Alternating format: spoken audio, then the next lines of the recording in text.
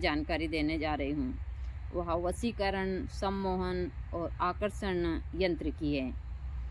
इस यंत्र को बिजनेस, धंधा, व्यापार के लिए आप इस्तेमाल कर सकते हैं। यहाँ मेरे पास में है सफ़ेद कागज़ पर बना हुआ त्रिकोण यंत्र। इसको प्रबल वशीकरण यंत्र बोला जाता है। इस यंत्र को आप भोजपत्र के ऊपर भी लिख सकते हैं और इस यंत्र को आप सफ़ेद कागज़ पर भी लिख सकते हैं। इस यंत्र को रवि पुष्प नक्षत्र या गुरु पुष्प नक्षत्र, शनिवार के दिन भरणी नक्षत्र हो तो भी आप इसको लिख सकते हैं। आप सूर्य ग्रहण, चंद्र ग्रहण, चारों नवरात्रि में इसको लिख सकते हैं, नवमी के दिन। दूसरा, आप होली, दीपावली, शिवरात्रि पर भी इस यंत्र को बना सकते हैं। यंत्र बनाने में भी आपको ज़्यादा खर्च नहीं आएगा। जब यदि ग्रहण काल में आप बनाते हैं तो जब ग्रहण काल चल रहा हो तो आप स्नान कीजिए। स्नान करने के बाद ग्रहण काल से पहले ही स्नान कर लीजिए। जब ग्रहण काल लग जाता है तो आप जहाँ पर खुले में बैठकर, सूर्य ग्रहण हो या चंद्र ग्रहण हो, खुले में ही बैठना चाहिए। वहाँ बैठकर आसन लगाकर बैठ जाइए। एक सफ़ेद कागज़ लीजिए। सफ़ेद कागज़ लेकर आप एक कंडे के ऊपर थोड़ा सा धूप दीप कर लीजिए या फिर गूगल जला लीजिए। अगरबत्ती, दीपक जलाकर आप इस यंत्र को बनाइए। यंत्र को बनाते समय आपको कुछ चीज़ों का ध्यान रखना है। जैसे यंत्र बनाते समय आपको किसी से बोलना नहीं है, किसी से बताना नहीं है।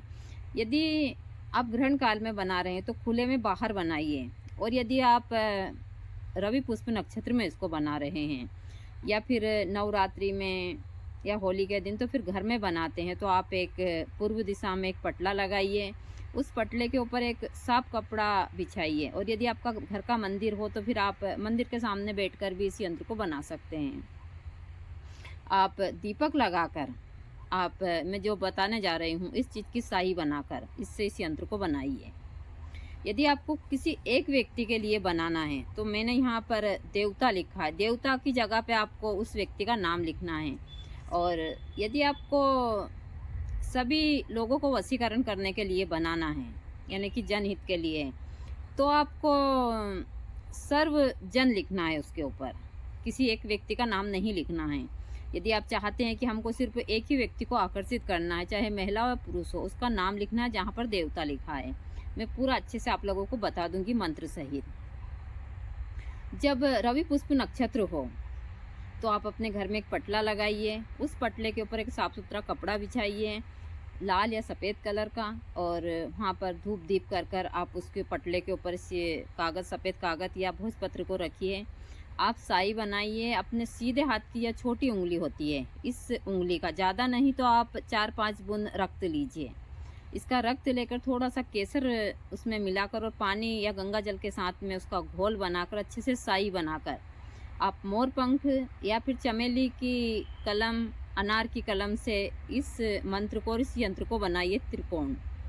इस यंत्र को बनाते समय आपको यदि किसी एक व्यक्ति के लिए बनाना है तो आपको ध्यान रखना है कि उस व्यक्ति का मन में यह उच्चारण होना चाहिए कि यह व्यक्ति हमारे जो भी बिगड़े हुए कार्य उनको बना दे और हमसे आकर्षित हो। यह मन में धारणा करते हुए आप इस यंत्र को बनाइए।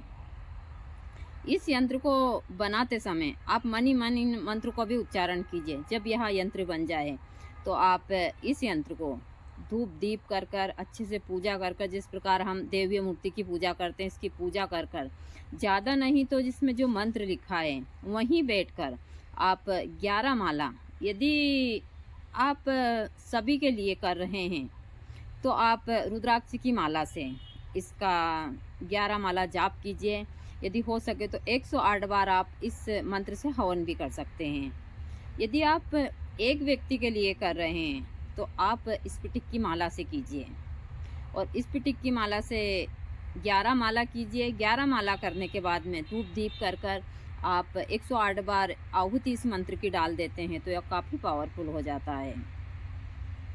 उसके बाद में इस यंत्र को सूखने के बाद में आप किसी लाल कपड़े में इसे फोल्ड कर कर अपने सीधे हाथ में भी बांध सकते हैं। आप अपने धन के स्थान पर भी इसको रख सकते हैं, अपनी जेब में, दुकान में, आप कहीं जाते हैं तो अपने साथ में लेकर जाइए। और जब भी आप इन यंत्र और जड़ी बूटियों को अपने साथ में रखें तो अपनी कटी से ऊपर रखें, यानी कि कमर से ऊपर। कभी भी इन चीज़ों को कमर से नीचे नहीं रखना चाहिए, इनका अपमान होता है। जिस प्रकार हम सोने को कटी से नीचे नहीं पहन सकते, हमारे पहले के बुजुर्ग कभी भी चांदी सोने की पायल बिछिया नहीं लाते थे, कभी भी नहीं, क्योंकि यह अपमान होता है इन चीज़ों का। यह कमर से ऊपर ये चीज़ें पहनी जाती। इसी तरह जड़ी बूटियाँ भी कमर से ऊपर ही इस्तेमाल कीजिए, इन यंत्रों का भी कमर से ऊपर ही इस्तेमाल कीजिए, कभी भी इनका इस्तेमाल कमर से नीचे मत कीजिए। देखिए, मैं हमेशा सरल और आसान से प्रयोग देती हूँ। यदि आपको किसी विशेष व्यक्ति के लिए इस यंत्र को बनाना है तो उसका नाम लिखिएगा, चाहे महिला हो या पुरुष हो, जिनको आकर्षण करना है। दूसरा, मैं हमेशा बोलती हूँ, यदि आपके घर की महिलाएं, आपके भाई हैं, आपके मित्र हैं तो ठीक है, लेकिन यदि आप किसी ऐसे ही आप नहीं जानते या किसी महिला को ज़बरदस्ती वश में करने के लिए क्रियाएं करते हैं तो यह आपके ऊपर ही उल्टी पड़ती है। देखिए, मैं हमेशा बताती हूँ कि मैं सही रास्ता और सही चीज़ें बताती हूँ। मैं कभी किसी को यह नहीं बोलती हूँ कि आप एक काम कर लीजिए ऐसा हो जाएगा। जिस चीज़ का मुझे ज्ञात होता है मैं उसी के बारे में बताती हूँ, और जिस समस्या का मेरे पास समाधान है, जिन वनस्पतियों का मुझे ज्ञात है, मैं उन्हीं की जानकारी देती हूँ। ऐसे कहीं से उठाकर नहीं देती हूँ, क्योंकि मुझे पता है हम गलत चीज़ें देंगे और सामने वाले करेंगे, यदि उनका गलती से भी गलत हो गया तो उन लोगों को काफ़ी नुकसान होता है। दूसरा, मैं सभी को हमेशा बोलती हूँ कि आप जब भी साधना करें, यदि आप किसी यक्षिणी की साधना कर रहे हैं या किसी प्रेत की साधना कर रहे हैं या देव्य साधना उस प्रकार की करें, जैसे हम माता जी की पूजा करते हैं, तो हमको हमारे घर में पूजा पाठ आराम से करनी चाहिए। लेकिन यदि आप साधना करते हैं तो कभी भी अपने घर में साधना मत कीजिएगा, घर से बाहर कीजिएगा। दूसरा, मैं हमेशा बताती हूँ कि साधना के क्षेत्र में आपको दीक्षित होना ज़रूरी है, गुरु का सानिध्य भी ज़रूरी है। दूसरा, आपको हमेशा यक्षिणियों को माँ के रूप में ही सिद्ध करना चाहिए, या फिर यक्ष को भी उसी हिसाब से देवता के रूप में। जो लोग प्रेमिका के रूप में करते हैं या फिर पत्नी के रूप में, उनके लिए यह गले का कांटा बन जाती है, ना तो वह उगलते बनती है ना निगलते बनती है, उनकी ज़िंदगी बर्बाद कर देती है। मेरे पास कई फ़ोन आते हैं, लोग बाग यूट्यूब को देखकर या फिर बहुत सारे, जैसे मैं भी बनाती हूँ, लेकिन मैं हमेशा बताती हूँ कि आप गुरु से दीक्षित हो और आपको उन चीज़ों का ज्ञात है तो ही आप इस क्षेत्र में आगे बढ़िएगा, वरना मैं आप लोगों को जानकारी दे रही हूँ। मैं नहीं कह रही हूँ कि आप कीजिएगा। आप दीक्षित हो और आपके अंदर इतनी क्षमता है कि आप हर एक चीज़ को सहन कर सकते हैं, या आपके पास में एक अच्छा सुरक्षा कवच हो, तो ही आप इन साधनाओं को कीजिएगा, वरना कहीं से भी उठाकर आप इन साधनाओं को मत कीजिएगा। क्योंकि बहुत सारे मंत्र होते हैं जिसमें सब अपने अपने हिसाब से दे देते हैं, बहुत सारी चीज़ें जो नहीं बताते हैं। हमेशा साधना गुरु के सानिध्य में होनी चाहिए, और यदि गुरु का सानिध्य नहीं हो और आप पहले से ही साधना कर रहे हों तो फिर अपना गुरु का इतना आशीर्वाद होना चाहिए कि आप हर एक शक्ति से निपट सकें। तो मैं आप लोगों को यंत्र भी बता देती हूँ कि यह यंत्र है। इस यंत्र को आप बनाकर और आराम से अपने घर के ऊपर आप आकर्षण क्रिया जिसके लिए करना चाहते हैं कर सकते हैं।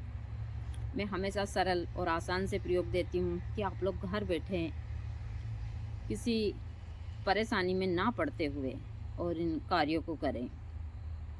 देखिए, तंत्र में बहुत सारी चीज़ें हैं जो लोग बाग सोचते हैं कि हम इस हिसाब से कर लें, या जो चीज़ों पर देखते हैं बहुत सारी चीज़ें हैं।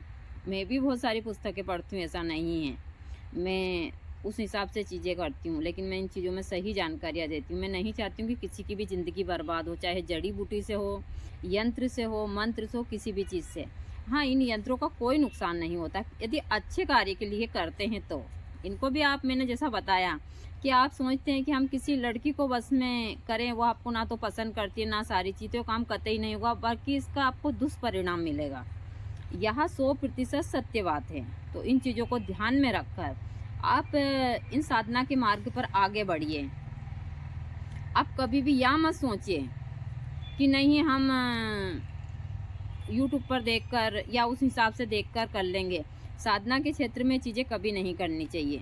साधना के क्षेत्र में जो जानकारी आपको मिलती है वह गुरु के सानिध्य में रहकर, उसके बाद में आप गुरु के सानिध्य के अलावा यदि आप गुरु से दीक्षित हो और आप इतने सक्षम हो कि आप हर एक शक्ति से निपट सकते हैं, तो ही इन साधनाओं को कीजिए, वरना आप इन प्रपंचों में मत पड़िए। तो मैं आप लोगों को, यही है आकर्षण यंत्र। इस यंत्र को त्रिकोण बनाना है सफ़ेद कागज़ पर, और जहाँ देवता का नाम है वहाँ पर आकर्षित व्यक्ति का नाम लिखना है, और यह मंत्र है। इस मंत्र को आपको ज़्यादा नहीं तो कम से कम 21,000 बार रात्रि के समय जाप करना है।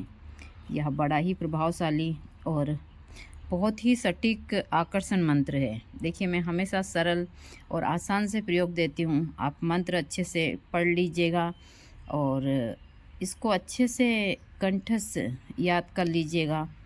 इस मंत्र का उच्चारण भी करना है और सफ़ेद कागज़ के ऊपर इस यंत्र को लिखना है आप लोगों को। त्रिकोण यंत्र है।